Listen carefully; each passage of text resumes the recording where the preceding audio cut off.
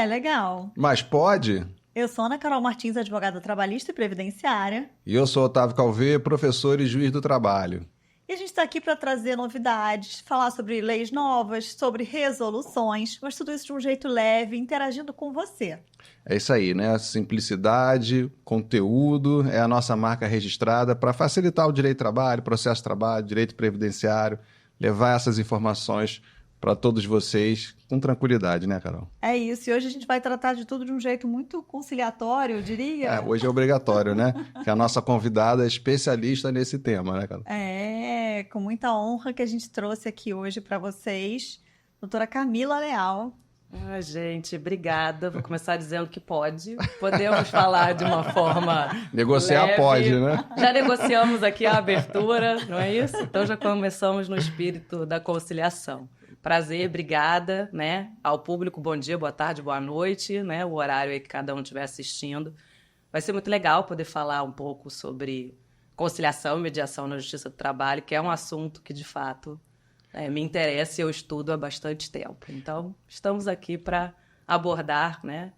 E conciliar alguns entendimentos. Antes da gente começar a te explorar, Camila, se apresenta, seu currículo, breve currículo, rede social, onde o pessoal pode te encontrar. Vamos lá. Prof. Camila Leal, tá? Lá eu costumo também falar algumas coisas sobre conciliação, mediação. Sou juíza do trabalho aqui do TRT da Primeira Região, né? Atualmente titular da 72ª Vara. Minha trajetória começou, né, na mediação e na conciliação aqui no nosso tribunal em 2019. Então, eu fui supervisora e depois coordenadora do Sejusc Capital, uma das responsáveis por tentar implementar a mediação na Justiça do Trabalho. Depois disso, né, consegui inaugurar o nosso primeiro Sejusc de interior, Sejusc da Baixada. À época eu estava como titular da 2ª Vara do Trabalho de Caxias. Esse Sejusc existe desde junho do ano passado. E fiz parte do NUPEMEC nos últimos 4 anos também, 5 anos. Participei da construção de todas as resoluções aqui do nosso tribunal. Então, estudo muito o tema, finalizando um mestrado internacional na Ambra, que se chama uma faculdade da Flórida. E é um assunto que me interessa muitíssimo. Eu fiquei muito apaixonada pela mediação, né, pela conciliação. E é isso. Camila, assim, para a gente desmistificar, né? Para quem não conhece, quem está começando agora, o que é Sejusc, o que é NUPEMEC, para o pessoal entender? Vamos lá. NUPEMEC é o órgão pensante do nosso tribunal. Então, é uma cúpula, né, com juízes, desembargadores e alguns servidores que estão relacionados ali com o Sejusc, que é o nosso centro de conciliação. Então, no Sejusc, o Sejusc é como se fosse uma vara onde você materializa a coisa, especializada, né, na aplicação desses métodos, da conciliação e da mediação. Então, no Sejusc, só faz audiência tentando uma solução amigável, aonde se materializa essa política pública. Certo. Então, no PEMEC, ele dá as diretrizes, a gente constrói a resolução, discute, né, o melhor lugar para você instaurar um Sejusc novo, conversa sobre as dificuldades, o que está funcionando, o que não está funcionando, e o Sejusc executa isso. Então, no Sejusc, nós temos um corpo funcional. Quantos servidores, mais ou menos, tem lá? Olha, se a gente falar de mediadores e conciliadores, são poucos. Nós temos aqui no TRT da Primeira Região uns 10. Isso capital ou estado inteiro? Estou incluindo, inclusive, Baixada. Rio, capital e Baixada. Porque o nosso Sejusc, que a gente chama capital, ainda, né? na verdade, ele é como se fosse a justiça comum. Enquanto a gente não tem Sejusc no interior, o capital absorve a demanda de todas as varas. Para a capital. Isso. E aí, conforme a gente consegue criar os Sejuscs do interior, porque isso é um projeto e é o desejo de todo o tribunal, não só do TRT da Primeira Região, mas de toda uma política do TST, do CSJT. Isso vale para o Brasil todo, né? É a mesma política. Né? Porque a ideia é que você tenha um centro próximo de cada realidade. Não dá para a gente dizer que a realidade da capital é igual à realidade de Campos dos Goytacazes, de Macaé. Não é igual. Né? Mas enquanto a gente não consegue ter essa, por uma questão estrutural mesmo, de mão de obra, servidor, orçamento, então seja o que capital, ele acaba absorvendo isso. tá? Agora, então, são poucos. para o pessoal entender, a existência do Sejusc modifica o procedimento trabalhista? Por exemplo, quando alguém ajuiza uma reclamação trabalhista, o que acontece? Como é que vai parar no Sejusc o pessoal conhecer esse trâmite? Então, isso é algo que perguntam muito, né? E as pessoas, assim, os próprios advogados, advogadas trabalhistas ainda têm muita dúvida com relação a isso. Então, vamos lá. O juiz natural é ele que é detentor da decisão de enviar ou não um processo para o Sejusc. Então, o processo, quando ele é distribuído, ele automaticamente cai em alguma vara do trabalho. Então, a distribuição é normal, como sempre foi. Normal, como sempre foi. Quando esse processo ele chega, os juízes que são considerados varas parceiras do Sejusc, e aí eu vou explicar um pouquinho o que é vara parceira, eles podem olhar aquele processo, bater o olho e falar, esse processo aqui, ele está apto, eu gostaria que ele fosse submetido a uma conciliação ou uma mediação no Sejusc antes de eu apreciar este processo numa audiência una, enfim, ou depois de uma audiência inicial entre uma instrução. Então, o juiz pode decidir e aí ele, através de um despacho, envia o processo ao Sejusc ou as partes podem fazer este requerimento, qualquer das partes. Esse requerimento pode ser feito nos autos do próprio processo ou através de um e-mail. Na página do TRT da Primeira Região tem um link conciliar. Você preenche um e-mail dizendo do interesse a própria parte, o advogado.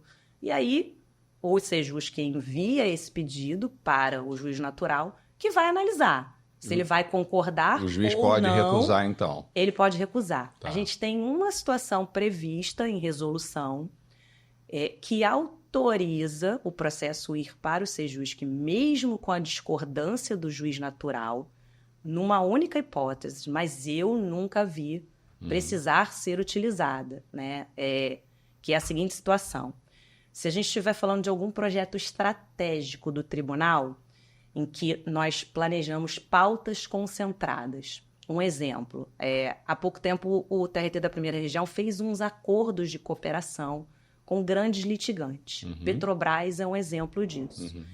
E dentro do Sejusc, com a ajuda do NUPEMEC, né, a gente reúne, às vezes com o sindicato, com a empresa, e traça um planejamento estratégico para tentar negociar diversos processos.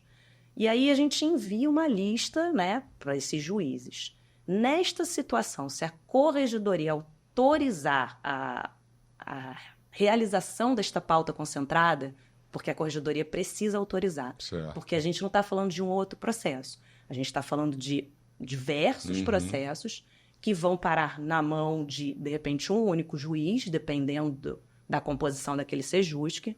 Então, isso demanda uma análise da corregedoria para que a gente não tenha nenhum tipo de problema para burlar. Não ser nada pessoal, né? Assim, para burlar uma questão do juiz natural. da instituição que pretende dar aquela solução todos, coletiva. Né? Né? E aí, neste caso, se a corregedoria autorizar e algum juiz natural não quiser enviar o processo, a corregedoria pode avocar Pode este avocar. processo. Ah, interessante. Pode. Isso está previsto na resolução 74 de 2016 do CSJT. É uma situação excepcional, repito. Nunca vi, assim... Ainda não aconteceu aqui no Rio. Em regra, eu posso falar no período em que eu coordenei o Sejusc, que já aconteceu da gente ter recusa nesse tipo de situação e a gente preferir não utilizar. Não utilizar disso. Simplesmente. Porque eu acho assim, eu quando recebo alguma requisição do Sejusc, né, como titular de uma vara, eu dou graças a Deus, né?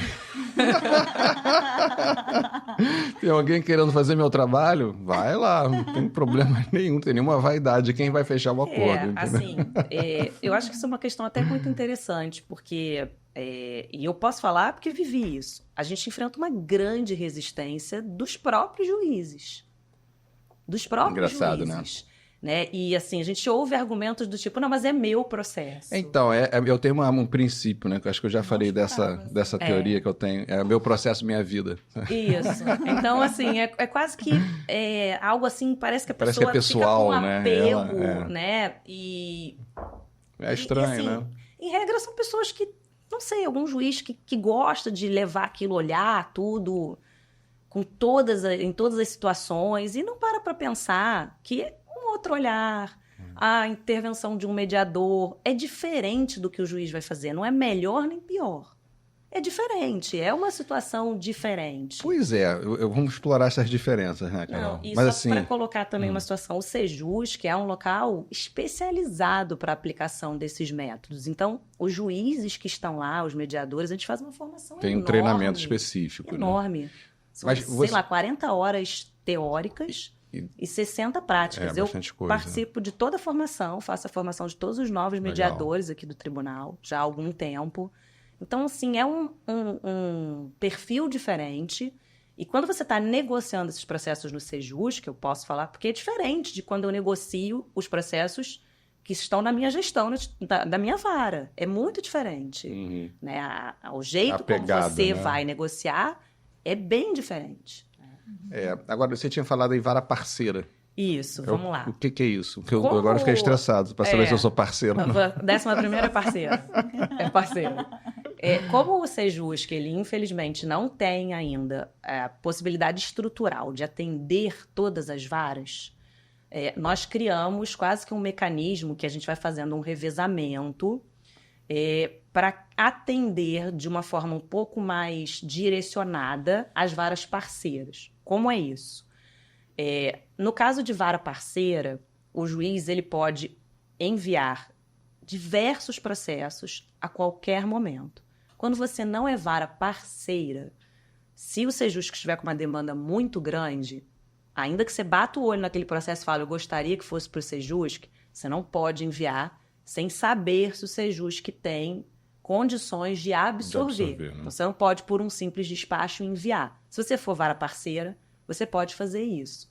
Então, a gente vai analisando. Primeiro, a gente faz um edital, né? No PMEC fazia isso. E muitas varas não desejam ser parceiras do Sejus. Porque assim, no início, a gente observava assim, às vezes era mais demorado o processo ser remetido para o Sejus, que tentar a conciliação e voltar para a vara, do que você mesmo fazer.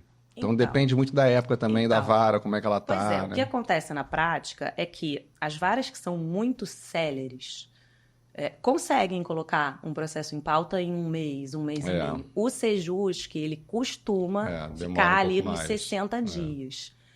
E aí, uma outra diferença. O Sejus, que não, eu falo muito isso com os colegas, alguns falam, mas muita coisa volta sem acordo.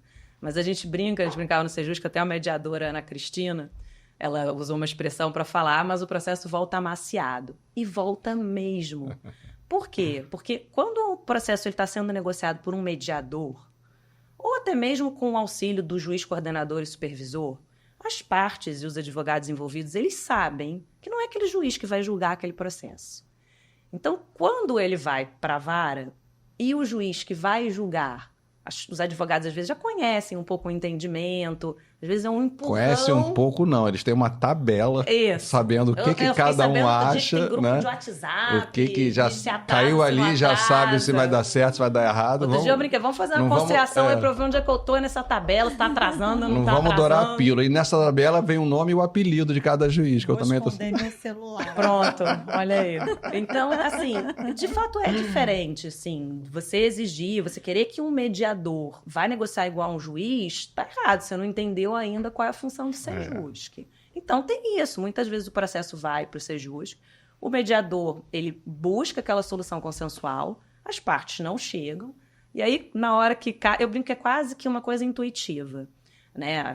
Eu falava muito isso. Então, às vezes, mediações, várias salas, né? Um juiz pode acumular até 6 salas de mediação.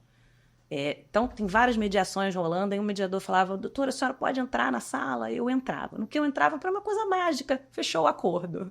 Aí todo mundo, excelência, muito obrigado. Eu falei, eu não fiz nada aqui, eu só a cultura, ingressei. né? A cultura da autoridade do juiz. Né? E é um bordão que usavam muito. O que a senhora acha, excelência? E aí eu repetia, olha, eu vou dizer o que eu acho num julgamento. Eu não estou aqui para dizer o que eu acho. Aí eu vou perguntar, vocês estão satisfeitos?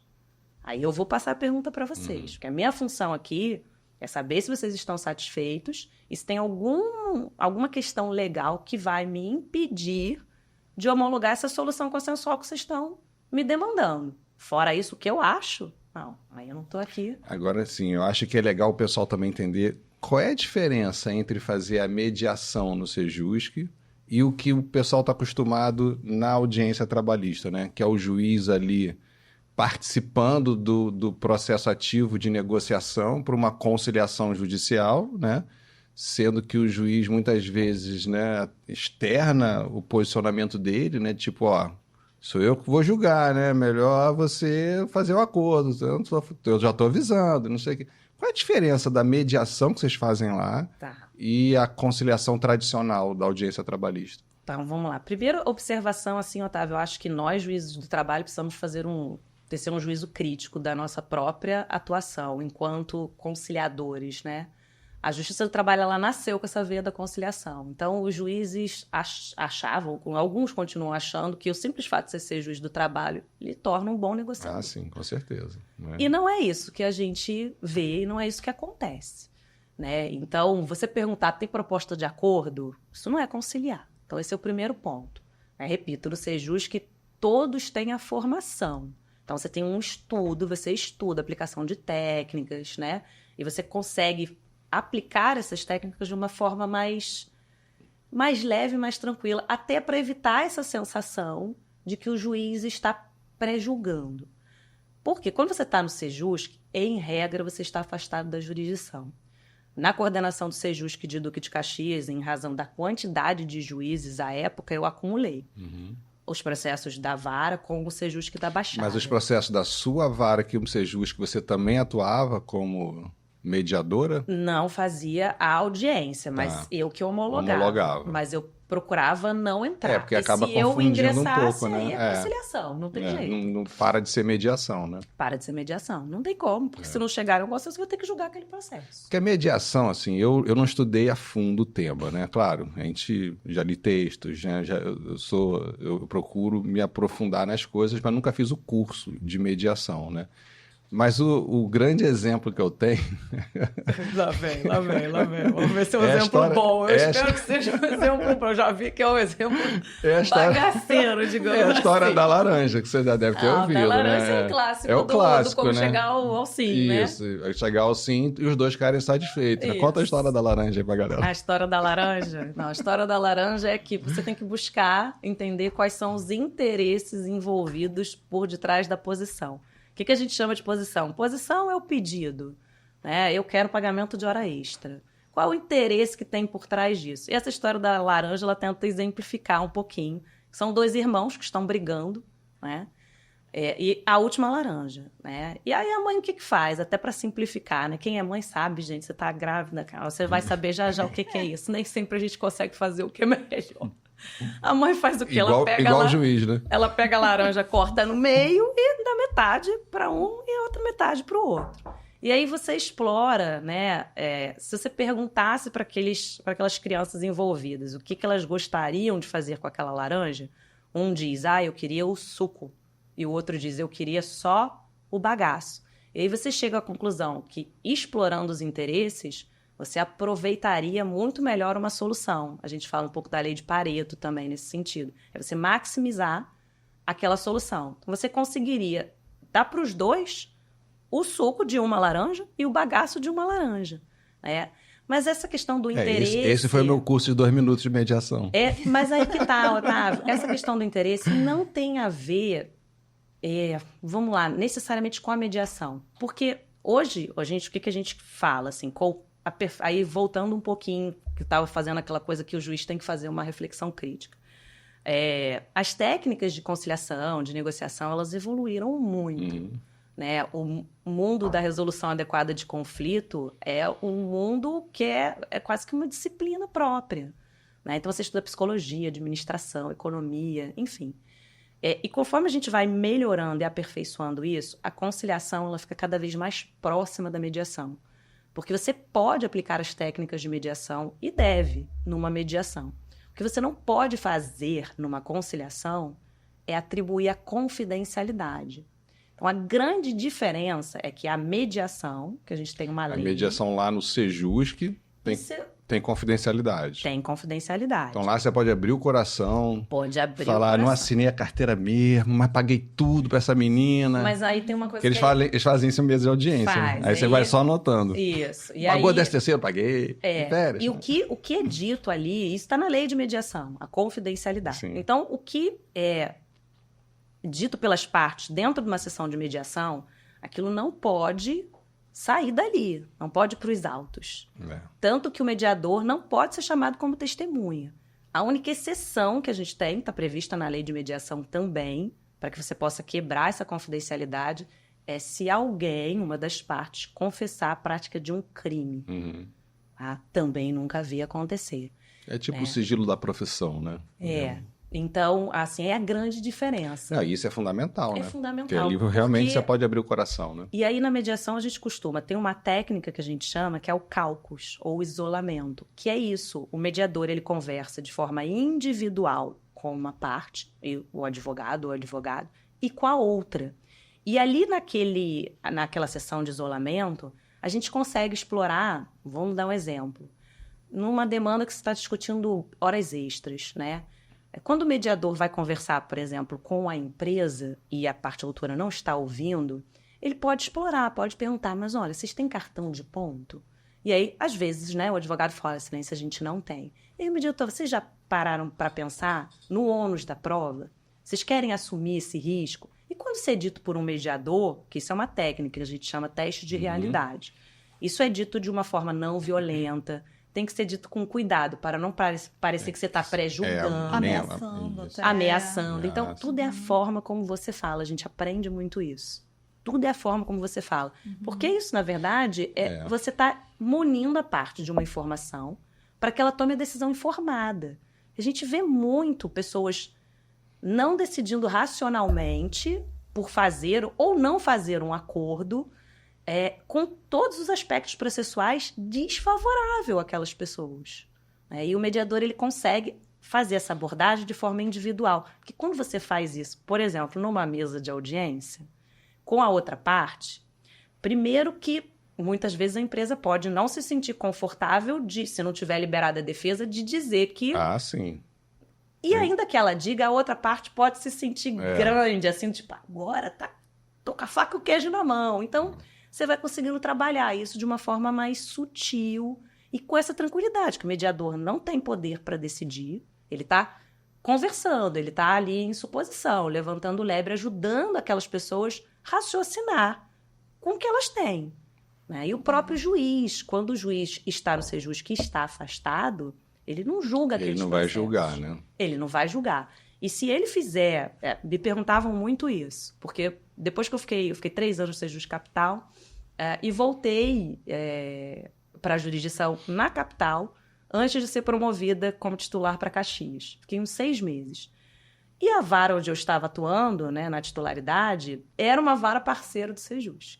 E eu peguei, já na fase de prosseguimento, algumas atas em que eu supervisionei e não chegaram a um acordo. E aí me perguntaram, e aí, você pode ou não julgar?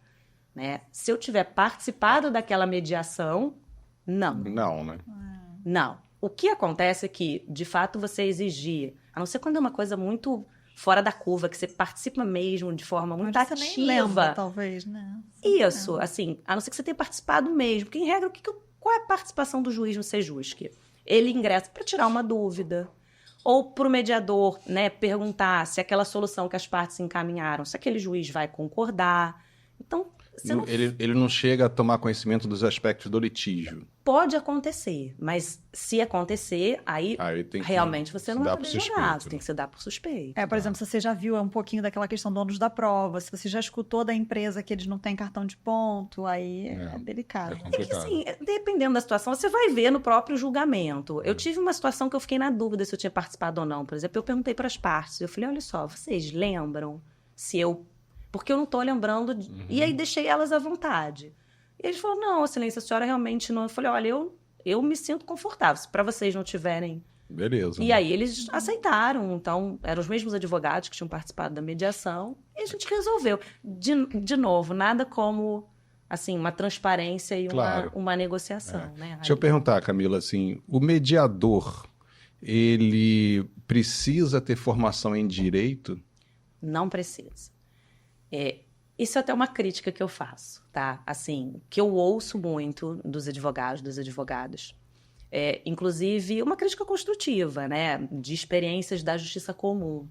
Porque nós, na Justiça do Trabalho, começamos a fazer mediação há muito pouco tempo. Uhum. Muito pouco tempo. A gente não fazia. Aliás, a maioria dos juízes entendiam... Uma resistência enorme da magistratura, né? Enorme. Eu já ouvi enorme. várias vezes, tá, gente? Eu não sou órgão homologador. Enorme. Não, a gente Várias. sentiu isso Eu na não tô nem falando pele. nesse sentido, tô falando no sentido de poder, porque a mediação, a lei da mediação, ela diz que você pode aplicar a técnica da mediação, aí a gente entra na controvérsia, para direitos indisponíveis, para direitos patrimoniais disponíveis. Uhum. E aí sempre tem um argumento, na Justiça do Trabalho a gente tem esse argumento, de que os direitos trabalhistas são indisponíveis. E, assim, balela, gente, não é isso. Senão você não podia nem fazer a conciliação. Exatamente, né? Então, A natureza do direito não muda. Se Não você está muda. fazendo mediação, conciliação, arbitragem, Exatamente. julgamento, a natureza do direito é a mesma. isso não né? muda. Não muda também pelo valor do salário do empregado, a Não natureza muda. do direito não Então, muda. mas era o argumento utilizado para dizer que a mediação É. não podia ser aplicada à Justiça do Trabalho. Mas você sabe, assim, vocês sabem que eu sou crítico, né? E assim, para mim é muito claro, assim, na verdade é um grande medo de perda de poder. Porque assim, se um primeiro passo é você aceitar a mediação dentro do tribunal, que a gente Sim. está no primeiro passo, Sim. né?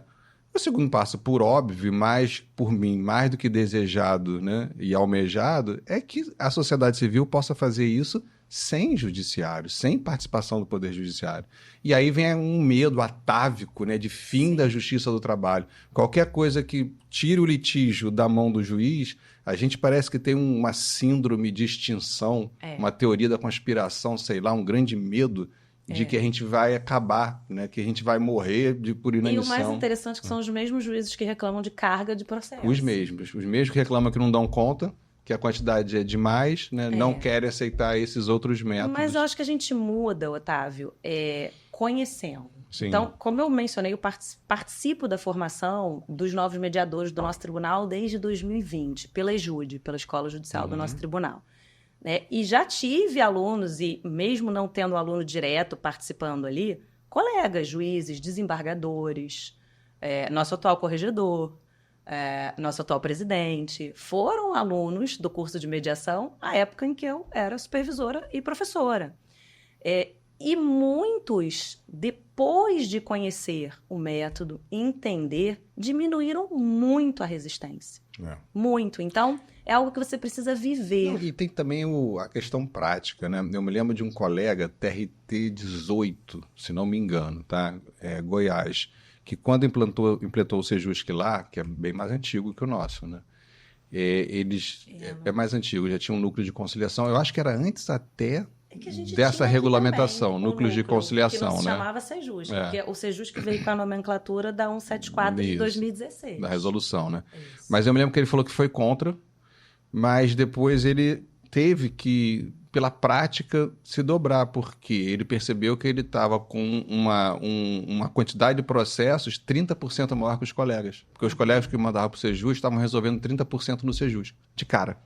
E aí ele ficava ali com 100% e os colegas trabalhando com 70%. Aí ele começou a perceber que ele não estava acompanhando a produtividade, né? E por aí vai. Outro argumento que eu gosto muito, assim, toda vez que eu faço alguma palestra, que eu dou algum curso, é que para não parecer também que o juiz só quer se livrar de processo, Nunca. Assim, tem uma questão que é racional e comprovada. Os acordos, eles têm menos 50% de chance de serem descumpridos. Sim. 1/3 das nossas execuções, elas advêm de sentenças e não de acordos. Então, esse é o primeiro ponto.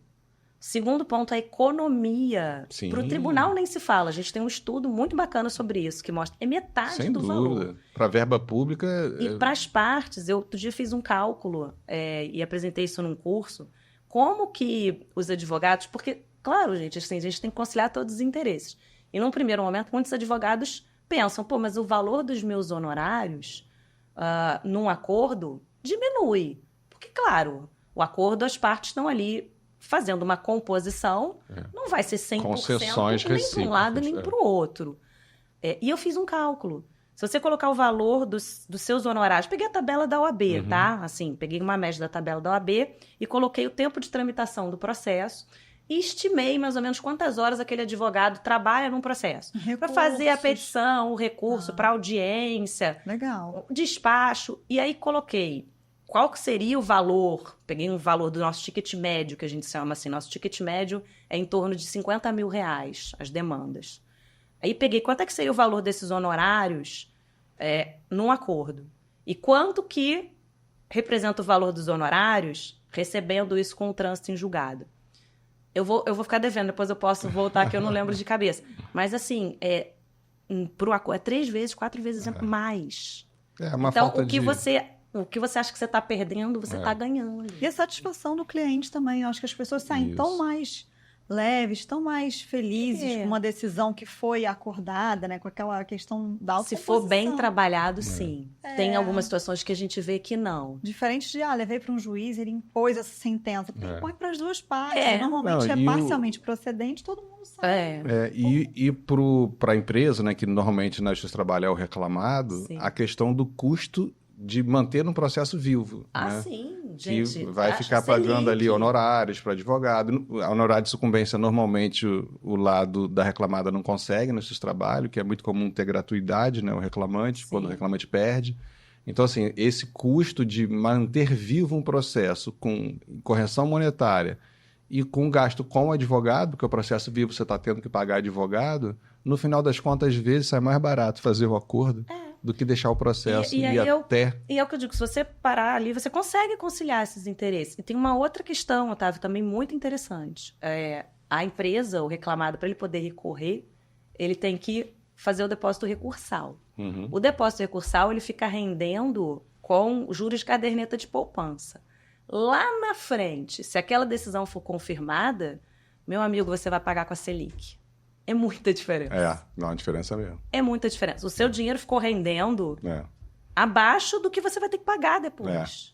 É melhor estancar logo, às vezes né? Nem todos os casos, né? Claro, a gente está falando aqui. Tem casos que realmente não vale a pena, tem casos que é estratégico, você quer saber como é que o tribunal também, vai se posicionar. Não quer fazer também jurisprudência favorável, aquela coisa, né, se faz acordo com um, todo mundo vai querer fazer, todo mundo entra com ação para conseguir fazer o acordo. É a minoria.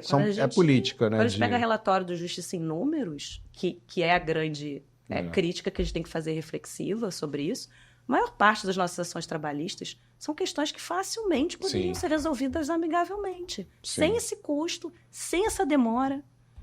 Então... mas aí tem muita coisa, tem outras camadas aí, né? Nessa cebola aí, né? Porque, assim, uma coisa que para mim foi horrível, que agora o TST se posicionou, é a coisa da estimativa dos pedidos, né? Porque, assim, quando os pedidos vêm liquidadinhos, né, bem certinhos no valor, para você trabalhar acordo, nossa, é muito melhor. Agora, vem aquele negócio lá, um valor de 50 mil, aí qual é a proposta de acordo, doutor? 200. Mas você está pedindo 50, é só estimativa. E aí eu acho que a gente volta um pouquinho, que a gente vai, assim, eu vou me empolgando com... E aí eu até fugi um pouquinho do que você perguntou, da questão do mediador ter formação de direito, e aí que você vai vendo a importância, não só de ter o direito, mas de ter uma formação mínima para saber fazer cálculo. Sim. Então, isso foi uma coisa que eu batalhei muito para os mediadores do Sejus, que eles fizeram uma formação simples, de cálculo. Para dar uma análise ali legal, né? Até para você poder ajudar as partes. Uma coisa que eu sempre falei, quando o juiz tem uma calculadora em cima da mesa da audiência, não, gente, e ele para ali e fica...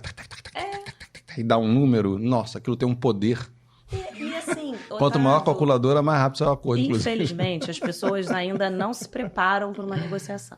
E aí, o que acontece? É o que a gente chama de negociação de barganha. Vem chutando então, lá. você, né, assim, o juiz pergunta, você tem proposta de acordo? Pergunta para o advogado da empresa. Aí, normalmente, vou dar um exemplo. Sim, 10 mil reais. Aí, pergunta para a parte autora, qual é a sua pretensão? 100. E aí, eles ficam ali, se você não souber, técnicas de negociação, 10, 15, 20, quem dá mais? Vira uma feira, vira um balcão. Verdade. Por isso que é bem legal o que você falou, que o mediador, ele tendo noção de cálculo e de ônus da prova, vai fazer toda a diferença. Porque toda a diferença. Porque a primeira pergunta que você faz, tem proposta de acordo? Tem, 10 mil reais. Doutora, o que a senhora está considerando para chegar a esse valor? Perfeito. Tem algum direito incontroverso que reconhece que não foi pago? Tem ou não tem? Ah, não tem. E aí você vai entendendo matematicamente aquele valor, não é uma coisa solta. E a maioria das vezes, quando a gente pergunta, infelizmente, né, que eu acho que a gente trabalha muito para mudar, porque não adianta você mudar só, fazer formação dos juízes, também fazer formação dos servidores, é muito importante. Que a advocacia também faz muita diferença. Quando o advogado e a advogada, eles conhecem, sabem aplicar, sabem negociar bem, né? Compreendem, mas assim, faz muita diferença. Conhece o processo, né? Porque não adianta chegar lá e falar, só o dia insiste. Só o dia insiste. Vem aqui só para fazer audiência. E assim, gente, para parte, eu costumo... outra coisa que eu falo muito, eu tenho alguns bordões. Você imagina, quando a gente está doente, o que a gente faz? A gente procura um médico. Uhum. E aquele médico vai dar um diagnóstico, um tratamento. Ele vai falar, olha, tome esse remédio. Você é leigo. E aí você imagina, você está com alguma questão que você imagina que é jurídica. Você procura um advogado, uma advogada, que vai ser um médico. E ele diz, olha, o remédio jurídico é ajuizar uma ação e você tem direito a receber R$100 mil. E aí chega num dia, numa audiência, alguém lá que você nem conhece, ou, se for caso, o próprio juiz vira e fala assim, não, o remédio jurídico não é isso não, R$5 mil está ótimo. Pois é, meu mundo caiu, né? Mas aí o problema é que eu acho que as reclamações trabalhistas, ela vem com remédio sempre em overdose, não vem não? A gente percebe melhorou, ali uma... Assim, a reforma nos ajudou. Ajudou um pouco, ajudou, mas tá retrocedendo. Acho que o entendimento do STF não ajuda, né? Não facilitou. Porque tem uma cultura também, e isso eu ouvi em sala de aula, quando eu estudava, né? De que, assim, é bom colocar uma gordura no processo justamente para fazer o acordo. Então, eu tive Pedir 100 para fazer por 20. Não vou falar o nome, a época não foi você. Porque eu fui professor dela, mas não ensinava isso não. Não foi o Otávio. E aí eu estava aprendendo a fazer peça para a prova da OAB. E aí esse professor, ele falou assim, olha só, se cair uma peça trabalhista, uma reclamação, gente, vou abrir aspas, joga a mãe para ver se quica. É isso aí. Eu não voltei mais não. Eu vi um professor que falou assim, reclamação trabalhista é igual sair na balada. O não eu já tenho, vamos tentar o sim. Pronto.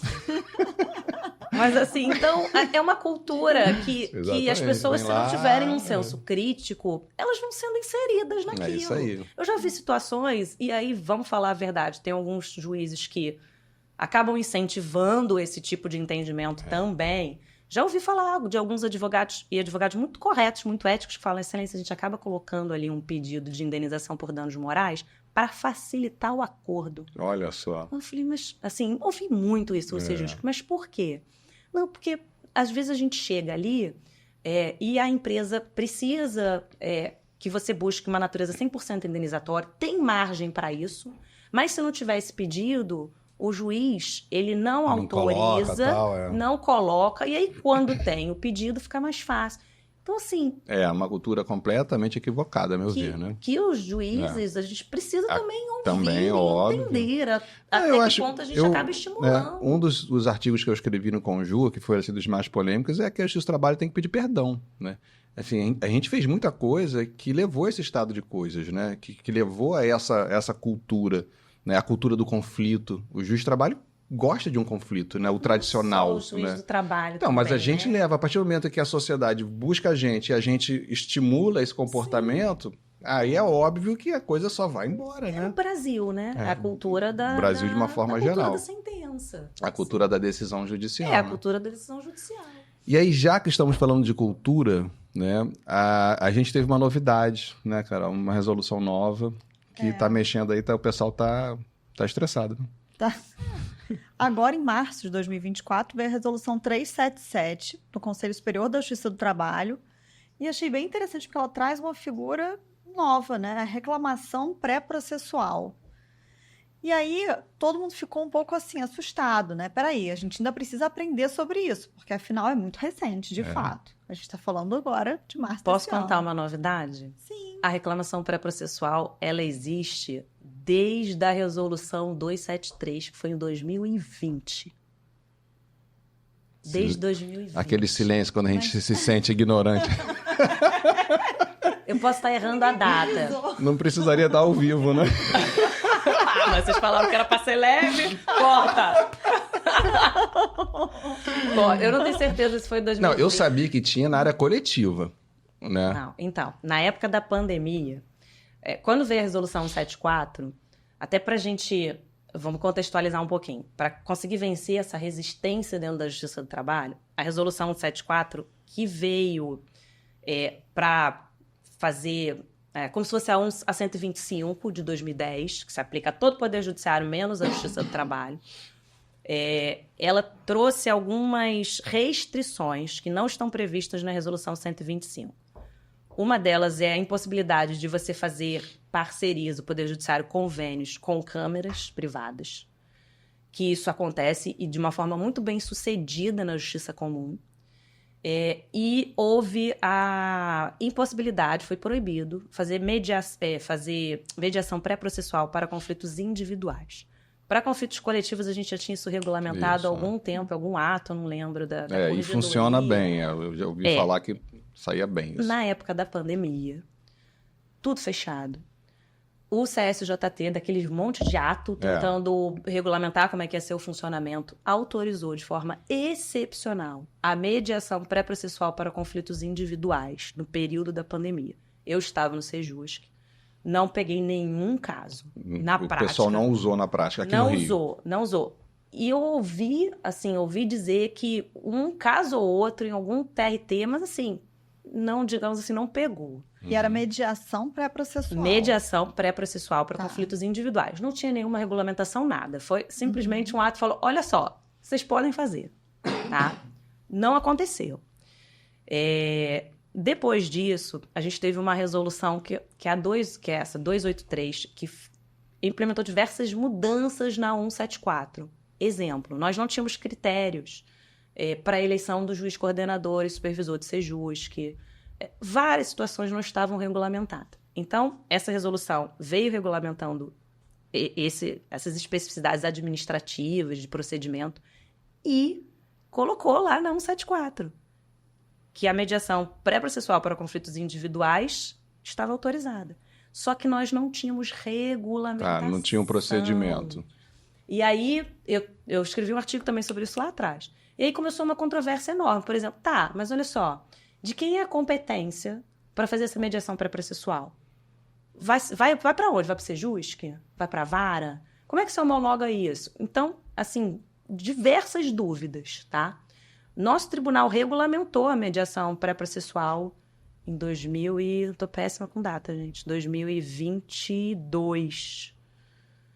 Antes do CSJT. Lembrando que o nosso tribunal é o Tribunal do Rio. TRT da primeira região. Regulamentou.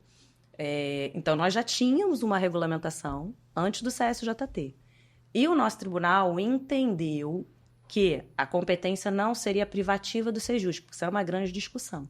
A mediação pré-processual é competência privativa do Sejusc? Por quê? Porque para você poder fazer mediação, você tem que ter a formação. Então, se essa mediação pré-processual é distribuída para uma unidade, leia-se vara, em que o juiz ou a juíza não tem a formação, aí já não é mediação, né?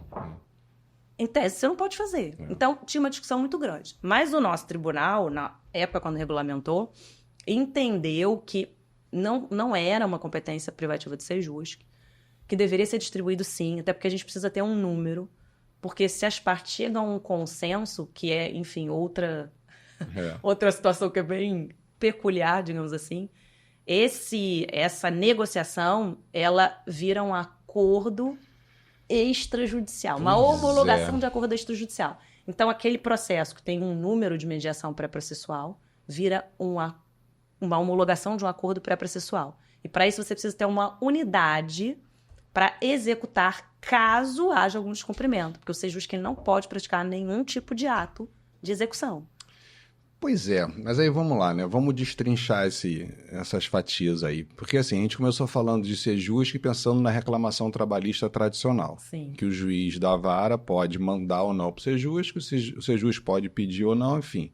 Então você faz lá a mediação no Sejusc num processo tradicional. E aí, se deu tudo certo, homologa-se o acordo. Isso. Ponto. Reclamação pré-processual não tem nem processo, não tem ação, não tem pretensão resistida, né? Sim. É simplesmente as partes estão vendo ali que tem uma coisa para resolver, um conflito para resolver, e aí busca o Poder Judiciário como uma entidade que pode ajudar na busca do consenso. Isso. É isso. E eu acho que assim, é muito interessante, porque eu entrei e vi lá, tem formulário, pessoa física, pessoa jurídica. Isso. E aí você seleciona, Isso. Você preenche. preenche, e é muito interessante, que é moderninho, fácil. Coloca aqui seu Eu WhatsApp. fiz a construção dessa. Legal. Eu fiz a primeira mediação pré-processual do TRT do Rio, Bacana. com as partes sem advogado. Pois é. As partes vão desacompanhadas, não precisa ter advogado, na verdade. Pode ir sem, né? Então, a mediação pré-processual, ela permite... E aí tem uma coisa interessante, né? O Otávio, que é professor, ele adora... Pois é. Nossa, quando eu era aluna dele, eu falei, mas então ele tira tanta ideia, meu Deus, assim. Mas olha, é muito interessante. Por quê? A mediação pré-processual permite que as partes estejam sem advogados. Isso. Na homologação do acordo extrajudicial, não. Pois é. Cada um tem que ter o seu advogado. Porque o pessoal não confundia. Porque, assim, outro instrumento é o acordo extrajudicial, ou seja, você já fez o acordo, você não está buscando o judiciário para te ajudar a chegar no consenso. Não. Você já fez o acordo sem justiça, mas você quer segurança jurídica de um juiz homologando. Esse é o acordo extrajudicial para ser homologado na justiça. E aí, esse instrumento, obrigatoriamente, as partes têm que estar assistidas por advogados. Está na lei, 855B da CLT. Cada um. Cada um não com pode seu... ser um não pode ser um único. advogado só. Você sabe que eu tenho uma história boa disso de início de carreira, né? Pô, vai. Eu lá Tem em- muita história boa. Eu lá em Cornélio Procópio, Não 1997. fala a idade, não. Vamos negociar isso. Mas vai associando. Aí o que aconteceu? Chegou um acordo lá, né? Reclamante reclamada, e o mesmo advogado assinando para reclamante reclamada, né? Aí eu olhei aquilo ali e falei, nossa, que absurdo, não sei o que lá, é crime, patrocínio infiel, tergiversação, não sei o que lá, busquei lá o Código Penal, não sei o que, preparei um despacho enorme. Mas eu tinha 25 anos, né? Recém-aprovado. Aí, mas antes de fazer qualquer coisa, eu liguei pro meu pai. Meu pai era advogado. Falei, pai, aconteceu isso, isso, isso. Ele falou assim, Otávio, chama esse advogado para conversar. Você está no interior do Paraná, uma cidade com 11 mil habitantes, tudo Acha rural. mesmo? Vamos ver o que rolou. Eu ia fazer tergiversação assim na maior. Tem alguma coisa aí, chama o advogado para conversar. Aí, de fato, eu chamei o advogado. Eu achei que era um reclamante, para ser muito sincero, assim, que é a simplicidade total muito do sim. interior. E eu falei, doutor, o que é isso aqui? Não, doutor, eu estou pelo reclamante, chegamos num acordo, mas a empresa falou que não queria mais gastar dinheiro com advogado. E o juiz titular só homologa o acordo quando está com um advogado. Aí eu falei, não tem problema, eu sou advogado. Eu resolvo. Tá resolvido. resolvido. Aí eu olhei aquilo, peguei meu despacho, rasguei e homologuei o acordo. Você vê que não tinha ali nenhum vício, nada disso. Mas Sim. é essa coisa. Cada um com seu advogado, tá, gente? Mas aí só para a gente voltar aqui. Aí o acordo extrajudicial para ser homologado na justiça, o juiz não vai ficar conversando sobre o acordo. O juiz vai só ver se o acordo é válido ou inválido, se tem algo que impeça a homologação ou não, e homologa ou não. Ponto final. Não homologou, você recorre, o tribunal faz a mesma coisa, vê se homologa ou não, acabou. Não homologou, um abraço, entra com a sua ação. Homologou, acabou o problema. Espera o cumprimento correto, né? Ou espera, não, mas aí eu já estou pressupondo, né, que já está nesse ponto, já era, né, o navio já afundou, o Titanic já está lá no fundo. Mas aí o que acontece? Na reclamação pré-processual, que nem tem ação ainda, você chama o judiciário para te ajudar a chegar a um consenso. Aí quando você chega ao consenso, o próprio judiciário transforma aquilo num acordo extrajudicial dentro da justiça para poder homologar com força de acordo. Sim. Isso. E aí o bicho pega, né? Porque aí você pode estar sem advogado, né? Pode. Então você pode ter depois no processo judicial eletrônico, uma HTE, que a gente chama, homologação de acordo extrajudicial, e aí você pega uma ata, as partes sem advogado. Sem advogado. Então, assim, você Então- não acha que isso pode dar problema, né? Alguém pode impugnar isso, OAB pode... Principalmente a OAB, né? assim, Porque Otávio, você retira o advogado da jogada, né? Assim, a mediação pré-processual eu tenho várias críticas também, né? Uma delas é que eu acho que a gente não deveria assumir isso. Não deveria. O Poder Mas- Judiciário não deveria ser o protagonista disso, né? eu não acho que a gente deveria Concordo, assumir. plenamente. Agora, superado isso, né, que existe, a verdade é que foi preciso criar algo via sistema para poder fazer a homologação disso. E aí o PJE tem umas coisas assim... É o direito se submetendo ao sistema. Ao sistema, exatamente. Não tinha como, não era possível criar uma categoria. Então foi um jeito E de... nem dá para fingir que era uma ação, né? fazer uma ação simulada. Assim, foi a forma que o CSJT entendeu. Encaixou lá, deu um jeitinho dele. É um jeitinho. É o jeitinho brasileiro. É um jeitinho, né? É o jeitinho brasileiro. Mas eu acho que esse jeitinho vai dar problema isso aí. Eu acho que Assim, se alguém impugnar... Repito, se as partes tiverem... É o que eu faço, tá tudo ok. Mas acho que como instituições, né? Bom, aí... Porque eu acho que assim, que existe aí um risco grande para a advocacia, eu acho, né? Você está dizendo, olha, advogado, você não é mais imprescindível para resolver uma questão trabalhista. Isso é muito delicado, é um assunto bem delicado. É um assunto bem delicado. Eu acho assim. E acho que eu já me posicionei, já até escrevi sobre isso. Eu sou contra, porque assim, a gente está com um mundo cada vez mais complexo. Cada vez mais difícil de um trabalhador entender os seus direitos, de um microempresário, uma empresa de pequeno porte, saber também o que deve, às vezes nem sabe direito, mas eu fiz errado, o que houve, não sei o quê. São tantas questões complexas da relação trabalhista que afastar o advogado não me parece, nem de longe, a melhor solução, sinceramente. Eu começo assim, vamos lá, se as partes conseguem, se é algo tão simples que elas conseguem solucionar sem a necessidade de advogado, e aí é a minha primeira crítica, eu acho que isso nem precisaria pra que tá na chegar justiça, ao Poder Judiciário. Primeiro ponto. É que a gente cria, de novo, uma cultura de sentença, uma cultura de que precisa do Poder Judiciário, e sim, é através do Poder Judiciário que você faz com que aquela negociação tenha um status de um título executivo judicial. Essa é a grande questão. É a grande sacada. O que para mim não fecha muito é que as partes estão sem advogados. Como é que elas sabem disso? Qual é o conhecimento técnico que elas têm? Eu acho que as partes vão ter assim, eu imagino, né? Sai mais barato.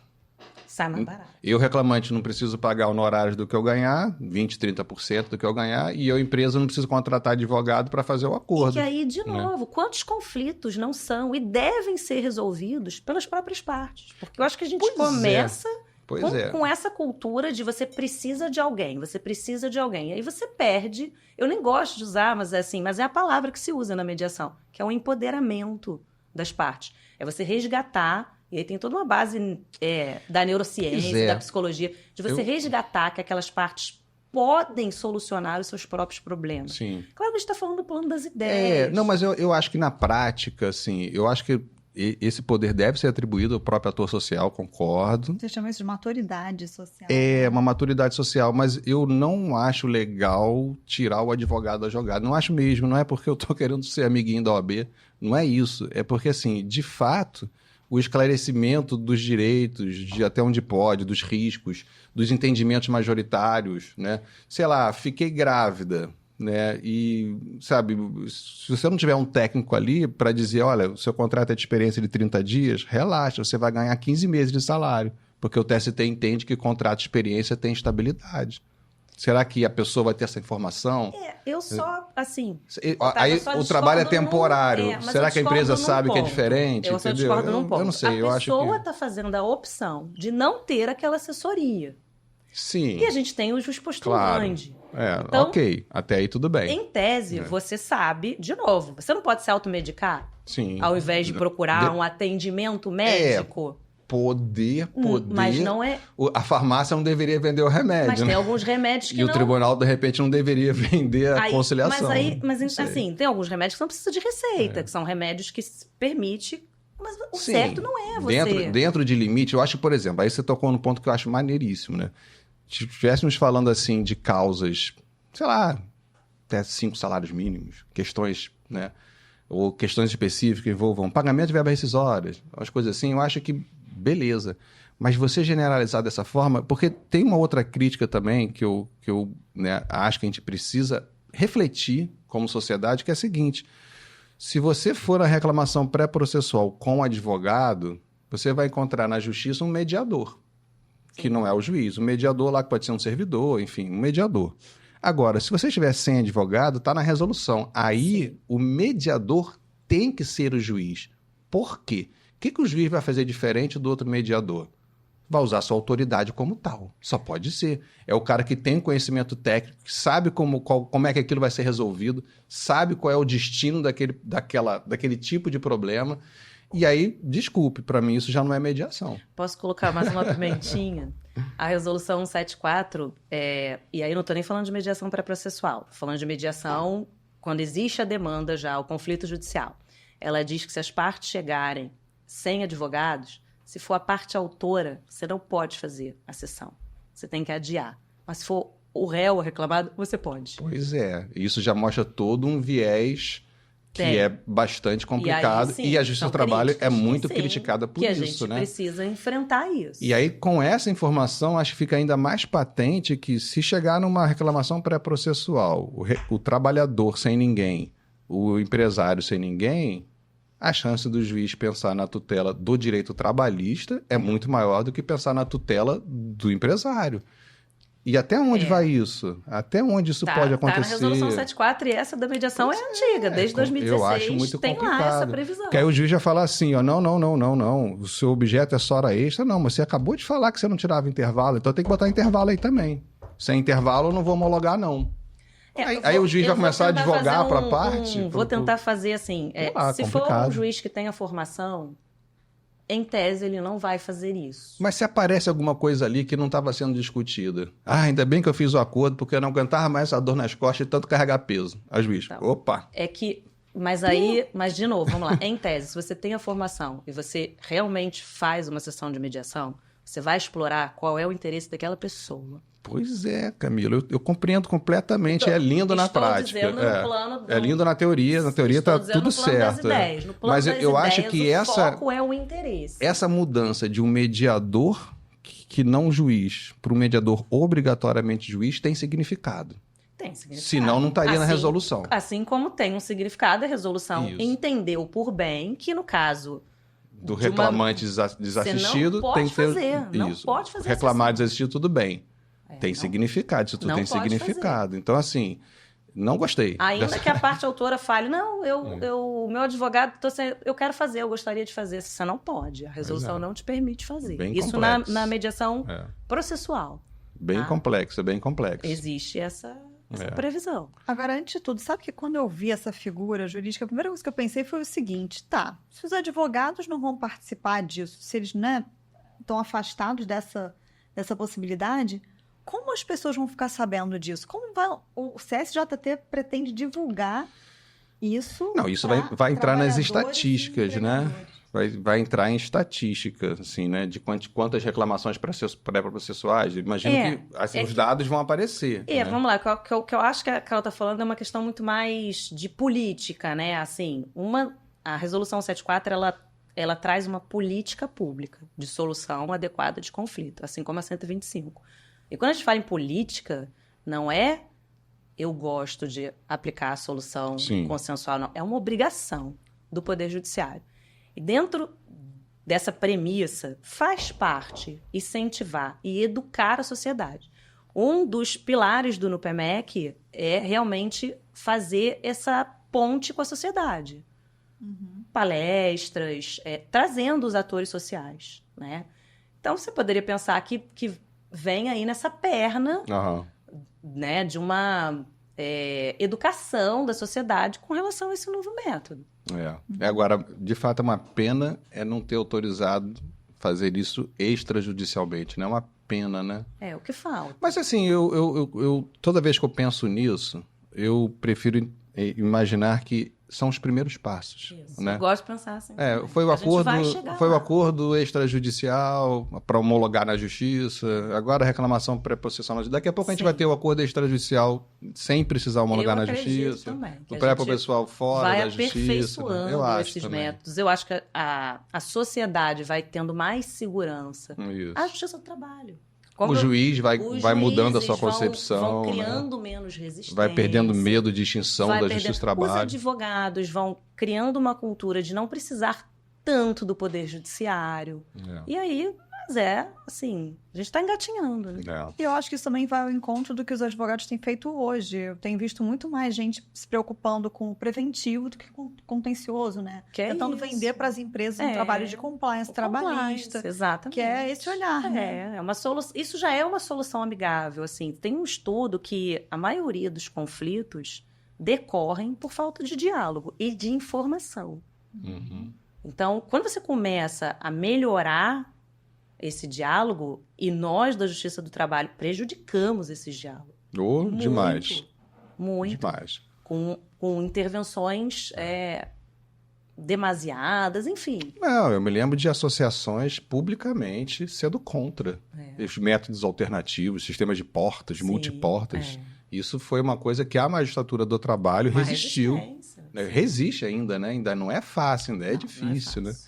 E agora sim, já estamos caminhando para o final, deixa eu te fazer uma outra pergunta. Você acha que nesse cenário assim de já estamos com uma política maior, uma compreensão maior de conciliação, isso pode fazer com que a gente volte às comissões de conciliação prévia? Para quem não sabe, gente, foi em 2001 a gente teve lei autorizando a criação das comissões de conciliação prévia, que são extrajudiciais, que podem ser dentro da empresa ou no âmbito dos sindicatos, para homologar os acordos lá sem precisar vir na justiça. Na época deu muito problema, né? Teve muita fraude. Talvez a gente não tivesse maduro ainda para esse passo na época, né? Sim. Mas será que hoje não poderia também haver uma política institucional, enfim, ou voltar a esse diálogo, perder esse medo, tirar esse trauma, né? Já são 23 anos já se passaram. Será que a gente não consegue buscar isso de volta? Eu acho que, assim, eu acredito que a gente vai chegar lá. E não só nas comissões de conciliação prévia, mas através de câmaras privadas. Agora, de novo, assim, a gente pega o que não funcionou e fica argumentando que aquilo nunca vai funcionar. Fraude sempre vai existir. Sempre. E aí, por isso que eu acho interessante o modelo da 125, que a Justiça Comum adota, que é o NUPEMEC, ele faz... É como se fosse um convênio, vamos dizer assim. Então, ele tem algumas câmaras privadas que os próprios juízes, quando entendem que querem submeter a uma mediação, uma conciliação, enviam para essas câmaras.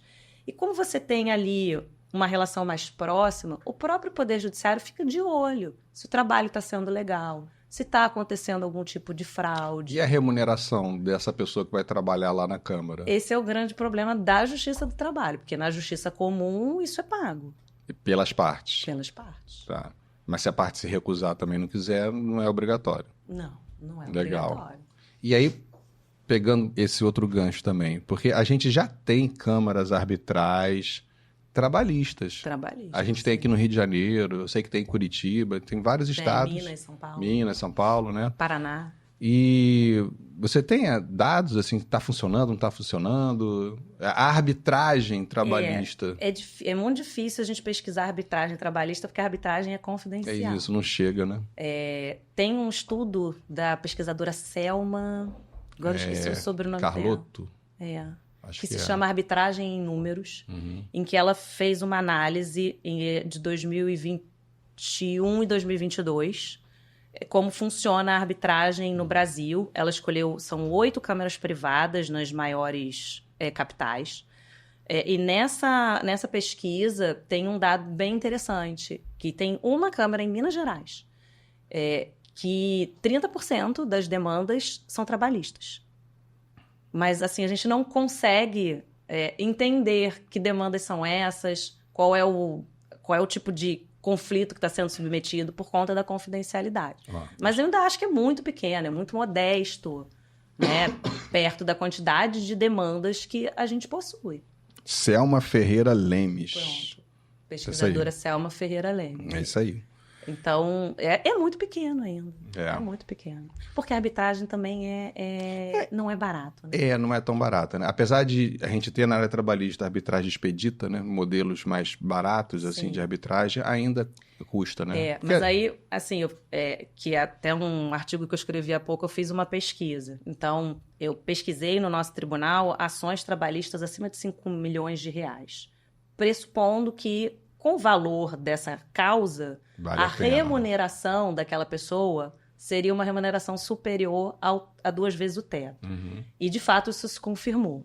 E aí, o que eu apurei? Processos de ajuizados em 2019. Nenhum deles transitou em julgado. Nenhum deles.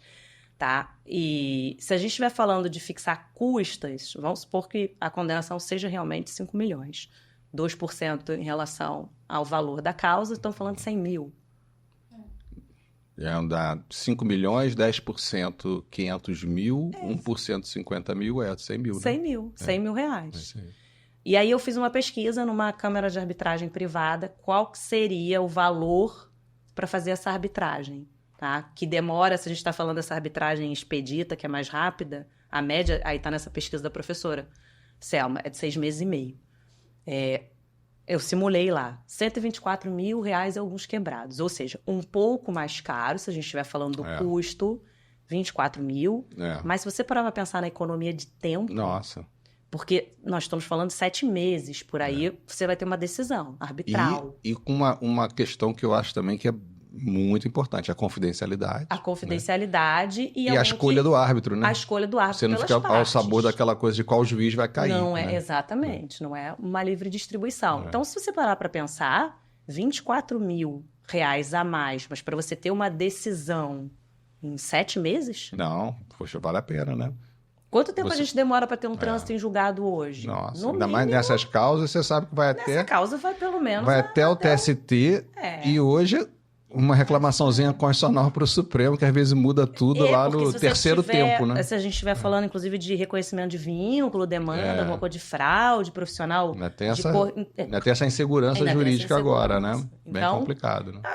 Aí, de novo, é uma questão de educação, de a gente começar a parar para raciocinar, né, as partes, os advogados, na hora de um compliance, e orientar. Vocês não querem colocar uma cláusula? E tem uma coisa também que é uma realidade nossa, né? Assim, essas causas milionárias são extremamente minoritárias nos seus trabalhos, né? Eu pesquisei isso, consegui, acho que 35. É muito pouco, assim, porque o nosso público-alvo, o jurisdicionado que usa o X-Trabalho, em termos de salários, é 3, 4 salário mínimo, né?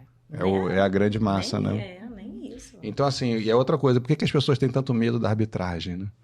Que a arbitragem não vai tirar esse público, que é o majoritário desses trabalhos, porque não vale a pena gastar dinheiro para esse tipo de ação, né? Não vale. Agora, para as ações de... Eu acho que o novo, ele causa mesmo. Assusta, espanto. né? Ele assusta. E para a magistratura é perda de poder, né? Não tem como negar isso. Ele não vai ser o único que pode resolver. Né? Você tem um outro ator social que pode resolver e talvez melhor. Eu acho que hoje, com a quantidade de demandas, a gente está conseguindo avançar um pouquinho para se pensar nisso. Né? Caminhando. Né? Ainda é difícil, mas... Que assim, você tem que reconhecer, tem que ter humildade para reconhecer. Não damos conta de tudo. Não damos. Sem falar que, depois de tudo, fizemos os acordos, proferimos as sentenças... Na hora de executar, sabe qual é o índice de sucesso? Eu já contei aqui um episódio passado. É baixo. É 29%, 30%, o índice de sucesso na execução. Então, todo esse trabalho... Em 3 anos e meio, pelo menos. É a média de tramitação. 70% não vai executar. Então, assim, é uma loucura isso, né? Você para pensar... Você cria uma expectativa. Cria uma expectativa, acha que vai resolver sua vida ali e tal. E é outro motivo pelo qual o acordo trabalhista, às vezes, é tão mais vantajoso. Que é isso? Porque, assim, às vezes a empresa já está ali né? Claudicando, os primeiros que fazem o acordo e que conseguem resolver ainda recebem, né? Otávio, infelizmente tem isso. Tem situações que a gente conversa e eu gosto de falar assim, não adianta de brigar com a realidade. Sim. Tem algumas... que é a realidade do Brasil, que a empresa fala, olha, eu reconheço, não consegui pagar as verbas rescisórias, estou aqui, quero resolver, quero parcelar. E sim, acho que causa... Na lei, o que diz? Você tem que pagar em no máximo 10 dias. Esse é o mundo ideal. Quando o mundo ideal não pôde, por algum motivo, e aí eu não estou falando de má fé. Fraude, má fé, não tem que virar conciliação, não tem conversa. Isso não é negociação. Estou falando da situação real, a empresa fechou. Aí tem ali um sócio, uma sócia, alguém que está tentando resolver. E é isso, às vezes o parcelamento é a forma que a pessoa tem de garantir o pagamento antes do trânsito ser julgado. Uma coisa que eu converso muito hoje em audiência para fazer a conciliação é o seguinte, olha... Nós temos uma lei hoje, que é a Lei de Recuperação Judicial, que se a gente não conseguir dar uma flexibilizada para salvar a empresa, ela vai acabar entrando em recuperação judicial, depois vai homologar um plano lá, como eu já vi, plano homologado, reduzindo em 90% o crédito trabalhista. E vai ter que esperar para receber. E todo mundo perde, porque todo mundo que tem para receber é obrigatório, você concorde ou não com a redução que foi combinada lá no plano. Então, assim, são cenários, né, que mostram assim, a realidade batendo a porta ali, vamos, né? Dentro do razoável aí fazer as coisas, né? Mas acho que o nosso tempo está esgotado, Carol. Tá não? Tá. Muito né? Dá vontade de explorar muito mais, Camila. É muito bacana. Tem muita história. E tem história ótimo. engraçada também de Pois conciliação. faltaram os causos, né? Tem os Mas causos. vamos ter que marcar uma segunda aí para Programa, um outro programa. Só para os causos. É legal, Camilo. Brigadão, foi ótimo, maravilhoso. Assim, eu acho que deu para a gente informar bastante cada categoria, né? As diferenças aí para o pessoal saber aonde deve pisar na Justiça do Trabalho.